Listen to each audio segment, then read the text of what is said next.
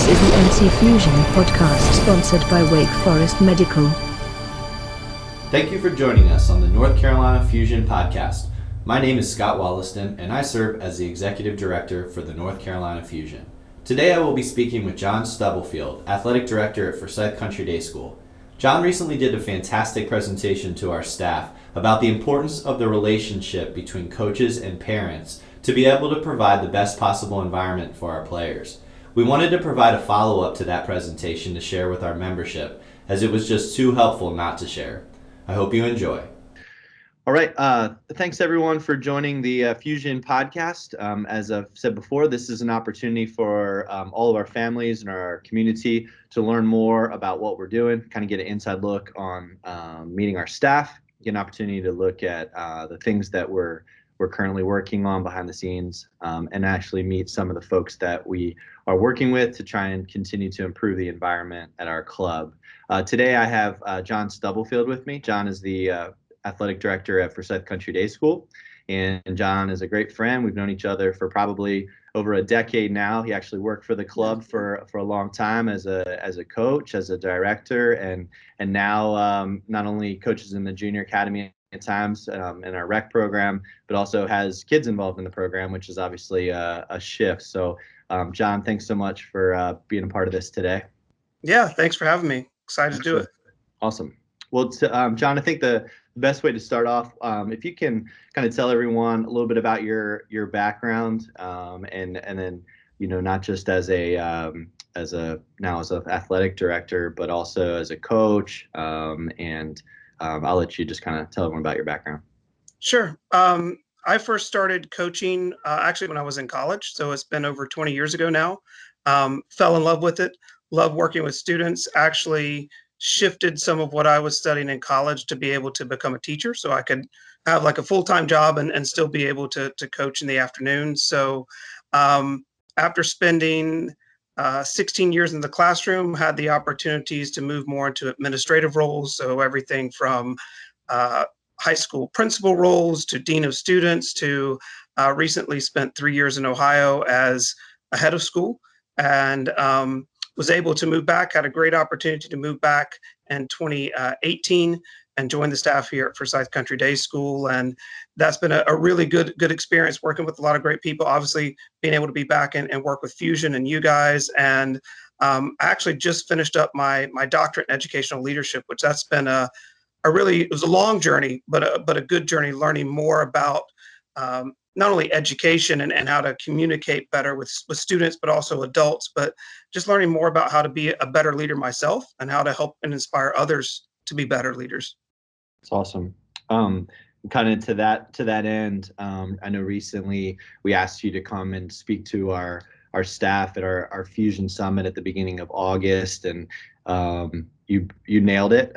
You were the number one ranked presentation for the day. I think our coaches and our staff really enjoyed what you had to present, and I kind of wanted to spend some time today really unpacking that a little bit, so our families can kind of understand what we're trying to do, what you kind of presented to us, and how we're kind of going to use that moving forward. And I think the best thing to say is that, you know, when we talked before the summit about what I asked you to kind of present on, you know, I specifically talked about, hey, John, can you kind of talk to our group about the importance of communication and how that relates to maybe even conflict resolution? Unfortunately, we do see conflict in youth sports, and typically we see it between coaches and parents. And I don't think it's anything that we all want, nor does anyone really enjoy dealing with conflict. But absolutely, I think that you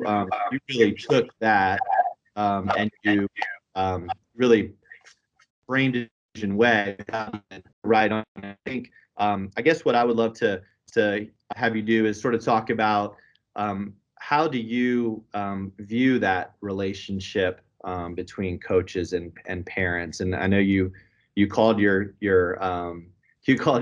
presentation "Change Your Perspective and Engage," right? Yeah. So what do you? What's the I guess the notion? What's that perception or that perspective? Sorry, what's that perspective that you think that coaches have? Yeah, I think sometimes coaches and also sometimes see it with teachers. It's this mindset, and I used to have the same thing and used to say the same thing. Oh, we have to deal with the parents, and um, those phrases like, "Well, I've got to go send an email to deal with this parent," or everything would be great if we didn't have to deal with the parents, and this kind of myth that if parents weren't involved, it would be coaching nirvana.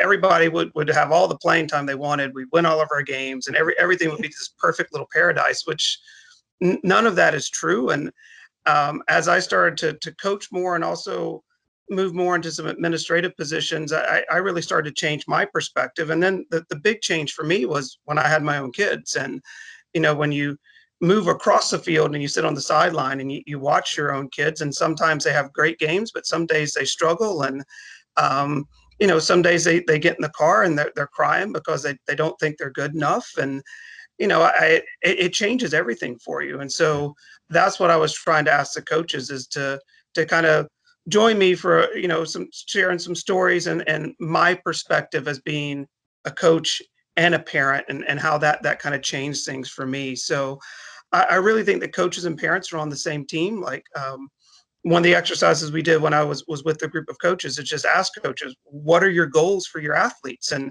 it's things like have fun. We want them to have fun and to love the game. It's things like I want all the players on my team to improve, to develop their skills. I want them to be the best player they can be. I want them to have good relationships and make friendships with their teammates, but also with the coach. I think all coaches want to mentor their players and teach them lessons that are life lessons, really, that go beyond the actual athletic field. And if you were to ask me as a parent, what are my goals for my children? I want them to have fun and enjoy what they're doing. I want them to become the best player that they can be. And that's going to be different for every player. I want them to develop good relationships. I want them to have friendships. I want them to have a positive relationship with other adults, where I can have other adults that I trust speak into my kids' lives, because sometimes, quite frankly, they're going to listen to other people in a different way than they'll listen to me, as I'm just dad. And I think one of my favorite stories about that is I took my daughter, she was about 6 years old, 7 years old, to a practice. And this was when we were still in Ohio. And I worked and coached with the guys who were coaching her. And they were standing around kind of juggling the ball before practice. And she's watching and she looks at me and she goes, "Daddy, my coaches are so good." And I was like, "Honey, I work with those guys. Like, we do that all the time. I can teach you all that." She goes, "No, Daddy, my coaches are just so good." And so that's when I just realized, like, they have influence that I don't have. Yeah. And so I want to work with them. And so that's what the whole point was, is we're on the same team, parents and coaches. We have the same goals for the kids. Sometimes we have different perspectives, but and instead of trying to deal with each other or avoidance or those kind of things, let's engage, let's talk, let's communicate, let's be proactive and work together, because our goals are the same. The end result we want is the same for every child in the club. So what do you think is that key, I guess? So if we both, parents and coaches, want the same thing, like, where does it go wrong? At what point does it go wrong, and what can we maybe do to do a better job of not letting it get to that point? And then also, if it gets to that point, what can we do differently? Yeah, I think sometimes where it goes wrong is just a lack of communication.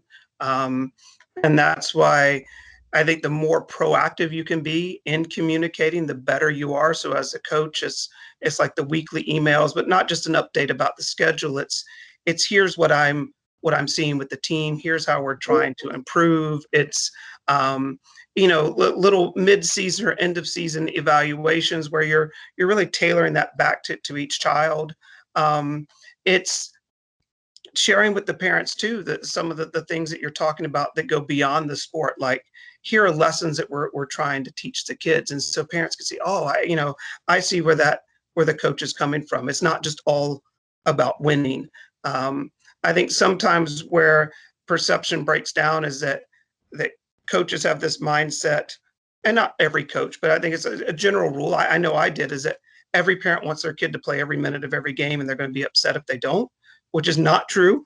And I think parents think that all the coaches care about is winning and they'll do whatever they can to win, which is also often not true. So it's making sure both sides are communicating. Another great tool that we share with coaches is just do some parent surveys and really ask questions of the parents, like what is the goal that you have for your child this season?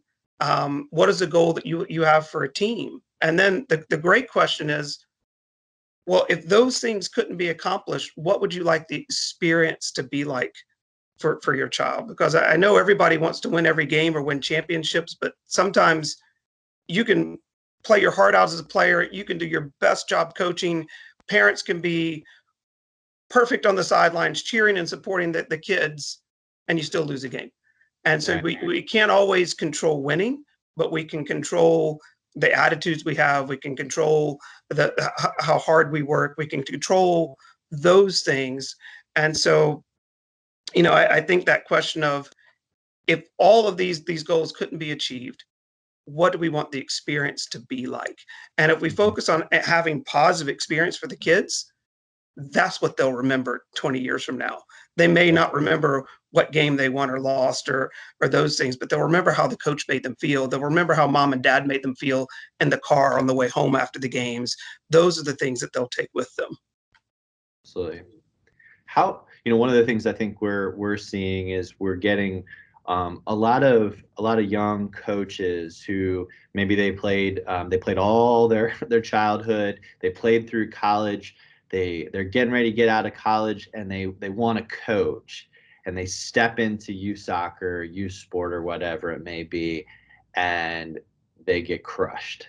They get crushed by and I in fact just spoke to a former Fusion player who was a coach at another club in the Charlotte area. I'm not going to name names, but she basically coached for 2 years after college. And when I spoke to her the other day, she's like, "Oh, I'm doing this new thing. I'm in this new business.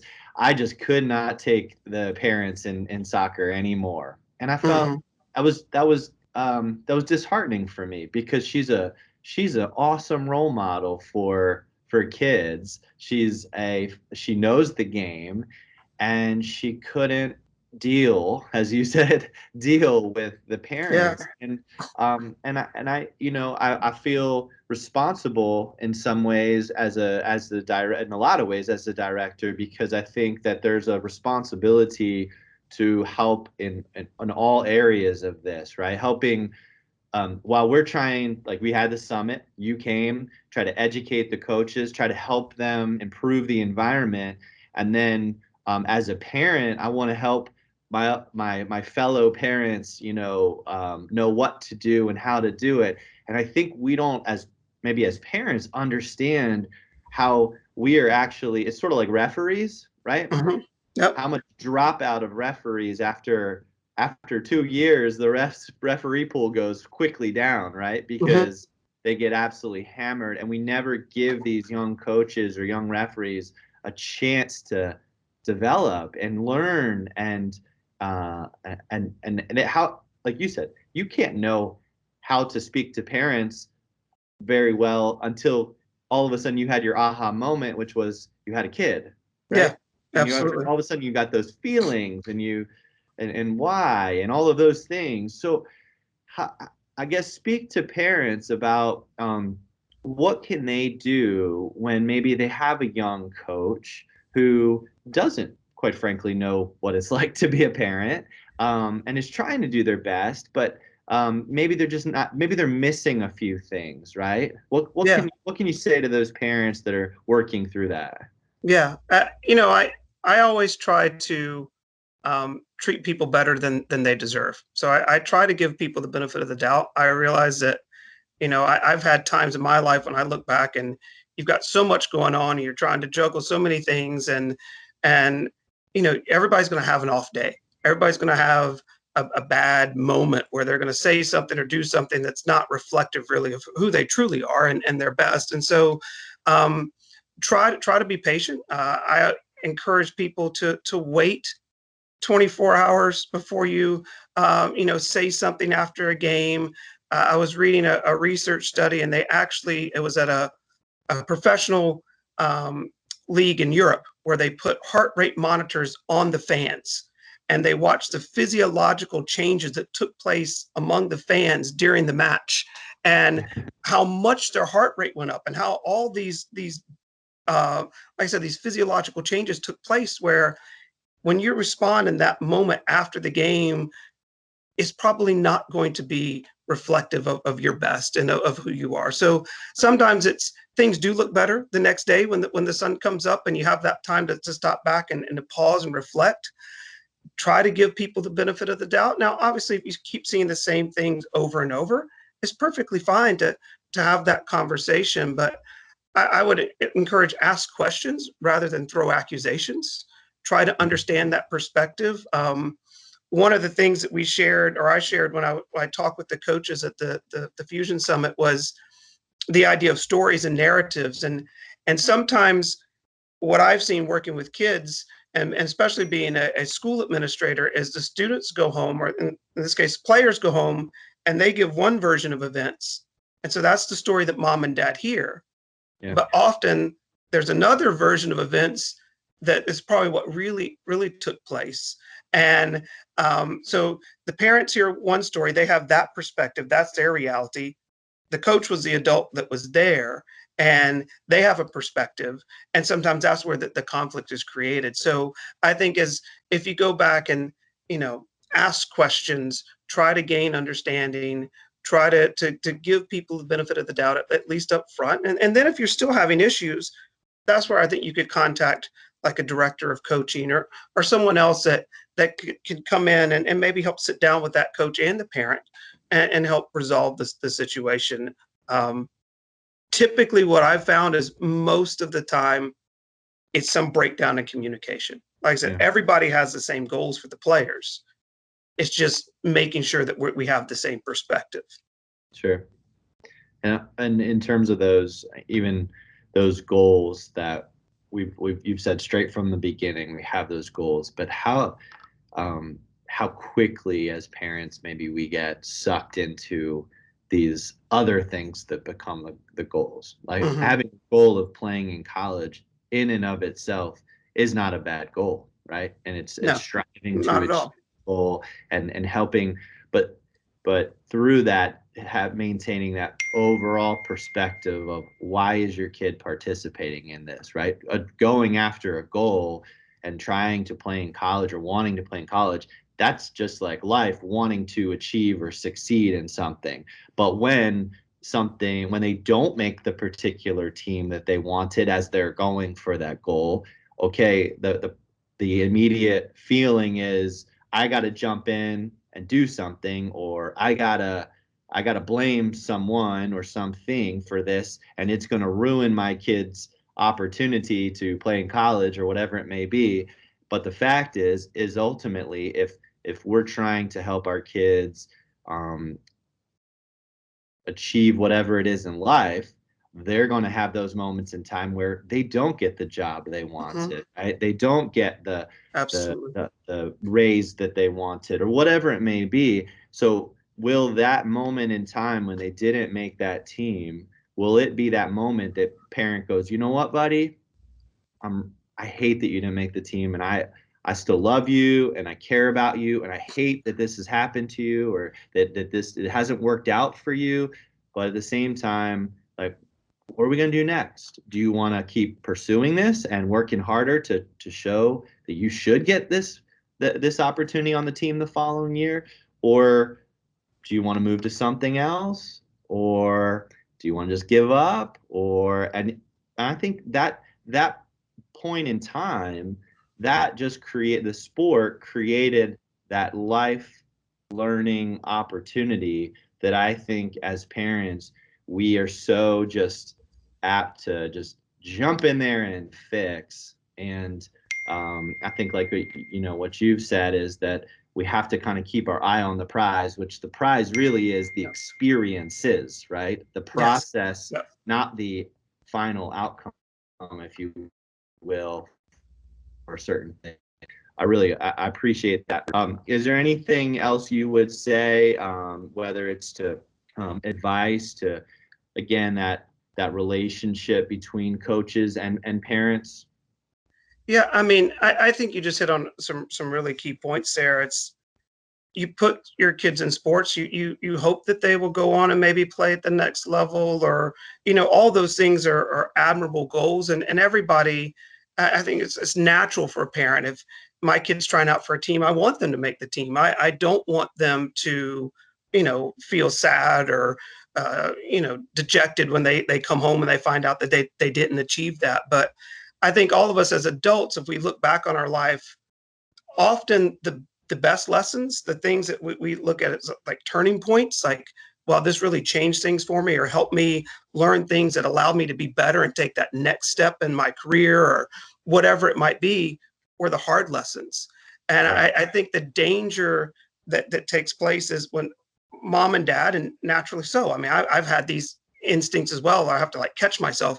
We want to step in and fix it. We Yep. rob our children, we steal the opportunity away from our children for them to learn the important lessons. Yeah. And so I know I want my kids, in addition to having fun and all of those things with sports and developing as players, I want them to learn resiliency. I want them to know how to deal with adversity. I want them to be able to have a little grit and perseverance to achieve things that are hard, because life can be hard. And often the most difficult things in life, the things that we look back and say, wow, that was a struggle, those are the things that were the most worthwhile things that we accomplished. Say, it was hard in the moment, but I'm really glad I did it, because look where I am now. And so I think sometimes as parents, we have to catch ourselves and not step in and steal that moment from our kids, even though it's hard to watch them struggle. The Yeah. most important thing for the kids to understand is that failure is okay. Failure is just a step in the learning process. And as long as you provide that loving environment where I care more about you for who you are than for what you accomplish, and let's work together and we can help get better. That's the most important thing. And I think most coaches have that same mindset. Once again, I think parents and coaches, they are working on the same team, where obviously coaches want to see players succeed, but as a coach, I want players that can handle adversity well. I want a player that, hey, maybe you didn't get that position you wanted this year, but you know what?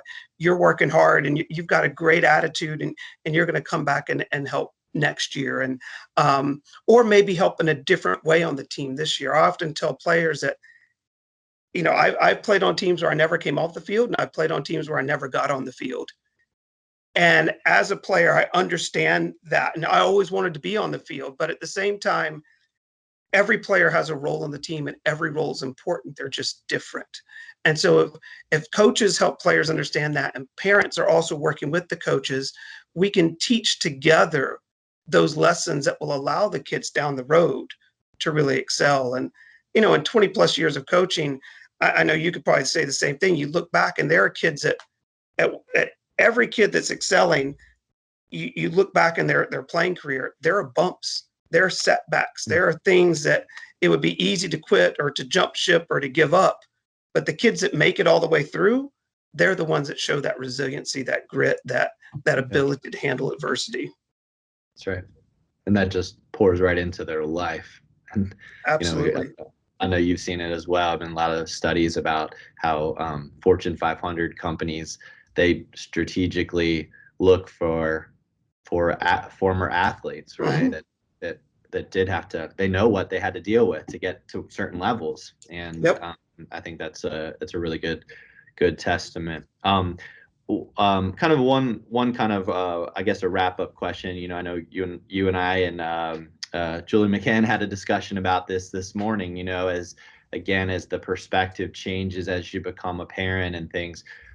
So I, as a parent, maybe I'm gonna spend some time listening to what you're talking about, and how can I frame things up better for my kids, right? And that perspective that I need to have long term. So every day when something starts to go wrong, go back to the why am I doing this? What am I trying Mhm. to? Why do I have my kid in youth sport, right? Yeah. And at the same time, I've got 15 other parents on the sideline that are kind of, coach should be doing this, and that kid should be playing there, and the league should be doing this, and we shouldn't ever cancel practice when it thunderstorms, or whatever it may be, right? Yeah. How we tend to feel that those fires on the sidelines do happen, and parents do lose perspective, and it's pretty hard to put your arm around the guy has lost his perspective and say, hey buddy, what's it all about, and have that casual conversation, because he's going, what are you talking about? Get out of my face. But what can we do as we're trying to gain that perspective? How can we help on the sideline? How can we, because we want the environment to be good, we spend a lot of time as parents on the sideline with other parents, right? I mean, it seems like some people with 3 or 4 kids spend the majority of their life on the sideline with other parents. Do you want that time of your life to be avoiding everyone there, or do you want it to be a positive one? So how can you speak to those folks that want this to change? Yeah, I think, first of all, there's a couple layers to that. From a coaching perspective, I think one thing to share from parents is I can't tell you the number of times that I've had players, sometimes even older players, 16, 17, 18-year-old players who were very, very talented, say, Coach, please don't put me on that side of the field. I don't want to be near my mom or dad. Because they just never stop telling me what to do during the game, and it's never good enough. And I've had players come off the field crying as, like I said, 12 and older, because of comments coming from parents during the game. And I think sometimes we as parents think, hey, I'm telling my kids things that are going to help them, that are positive, that are going to, help them be better in this game or this situation. And really, your child often wants to figure it out on their own, or they're trying to listen to the coach, and the coach may be telling them something else. So that's where you have to go back to that partnership. If you trust the coach, and as I said, as a parent, I want people in my kids' lives that I trust, that are coming alongside of me, partnering with me to help me raise my kids, to help impart these lessons and things to my kids. Then if I'm going to trust that other adult with the most precious thing in my life, then I need to have enough trust to be quiet and let them coach the game for 60 minutes on a Saturday afternoon. Like, if I'm going to drop my child off with this person and drive away at practice 2 or 3 days a week, I should trust them for 60 minutes. Now, I can encourage, I can cheer, I can be supportive, but it's that environment. What kind of environment do I want for my kid? What kind of environment do I want for all the other children and for the parents? And, it's fine, I think, to go back later. Once the next day, wait that 24 hours, and you can talk to the coach. Hey, I don't understand why this is happening, or I don't understand this. Can you help me? Could you explain this? Asking those questions is great. Maybe that helps gain some insight. And the coach will say, well, actually, we're trying to do this and this and this, which is why this is happening in the game that you see.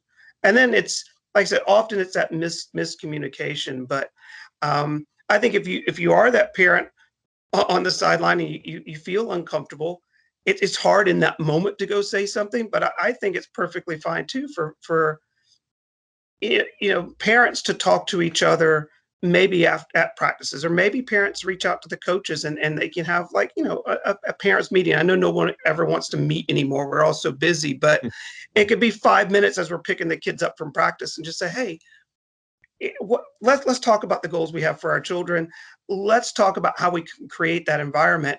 And that's not only at training, but it's also the environment on the sideline that we want for our kids. Yeah. And I know every kid loves to be cheered. Every kid loves to be supported.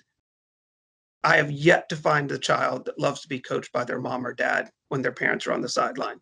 Mm-hmm. And so, I just think that's something that while we want as parents to do what's best for our kids, we have to sometimes catch ourselves and think big picture. Yeah. What are the long-term goals? How can I sometimes allow them to struggle to work through things because the end result's going to be better? Right. Excellent.